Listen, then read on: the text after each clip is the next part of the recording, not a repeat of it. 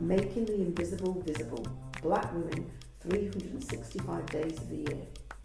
Each day will spotlight a remarkable woman whose story has shaped Black, British or global diasporic history, women whose achievements are too often overlooked. Through these daily short films, we create a living, breathing archive of leadership, creativity, resistance and legacy. Let's begin.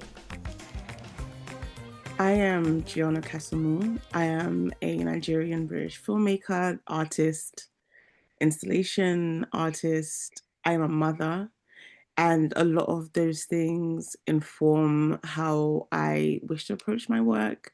I'm really interested in people, interested in how people form identity and culture, and what are the things that then bring people's associations into the forefront, and kind of what their passions are, and what are the psychological but also cultural influences that kind of make it so someone is who they are. I would say that I spend a lot of time really thinking about what matters to me. I think sometimes, with the way the world is, we can become very distracted, and sometimes we divest from actually things that are passionate to us. But what a key for me has been is about kind of what is my truth. I will find myself gravitating towards stories that reflect myself as a Nigerian. I'm living within the diaspora, my interests and passions about West Africa and the Caribbean, and how they influence and kind of have been taken from, but also kind of given back to by places within Europe and the Americas.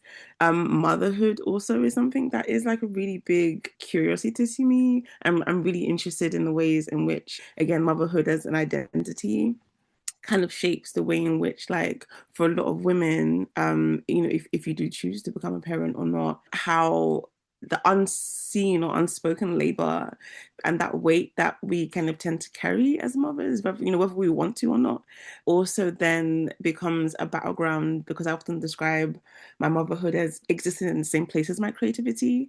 So I do find this kind of this constant tension that I'm very curious about exploring right now.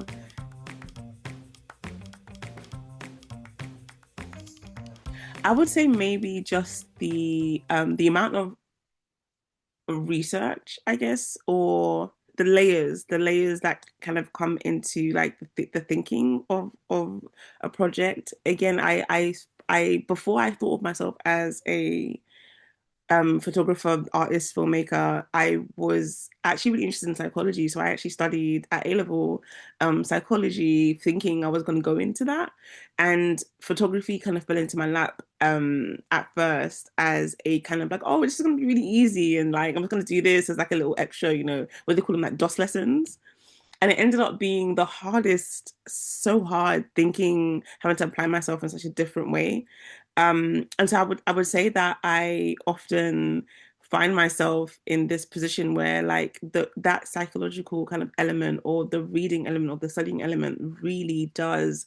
I don't want to say it's like the beginning of the work. So before I pick up a camera or kind of come up with a mood board, I am really kind of thinking about kind of researchers like someone like Stuart Hall, for example, who again, people kind of held him, of course, as like the person who really understood this idea of like cultural difference and kind of what it means to be over a different place, but also try to not depend so much on this idea of like returning to a place or returning to this thing, or like this like, or cultural identity rather being like this singular thing. And so I think weaving that in as much as I possibly can into the work that I make, I think maybe, yeah, like maybe that's something that people wouldn't know, that like, yeah, I'm a big book nerd. So yeah. I would say I move between two. It's either that I'm eating. I love food. Oh God, I love food a lot. And so a good celebration for me is kind of going and like making something for myself as a special treat. And one of my favorite things to make right now when I'm trying to kind of find joy is like I make jollof rice and soya, beef soya.